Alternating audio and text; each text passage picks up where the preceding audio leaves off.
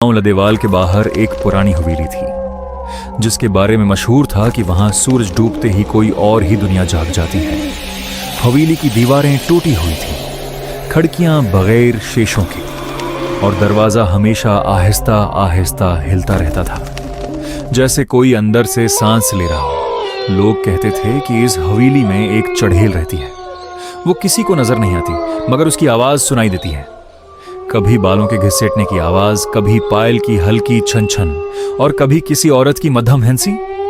एक रात गांव के 2 लड़के हिम्मत करके हवेली के पास गए। जैसे ही उन्होंने कदम रखा, ठंडी हवा ने उनके कानों में सरगोशी की। दरख्त जोर से हिलने लगे और हवेली का दरवाजा खुद ही चरचराते हुए खुल गया। अंदर मुकम्मल अंधेरा था। अचानक सीढ़ियों से ठक ठक की आवाज आने लगी, जैसे कोई नंगे पांव उतर रहा हो।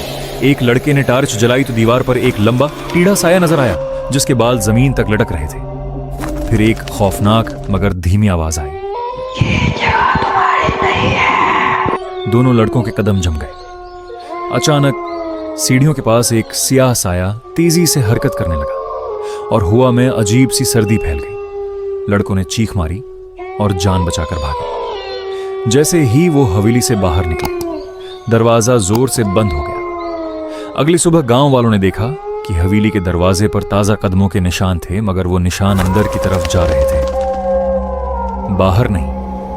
और आज भी जब रात के 12 बजते हैं, पुरानी हवेली से पायल की आवाज आती है और लोग कहते हैं कि चढ़ैल अब भी अपने मेहमानों का इंतजार कर रही है।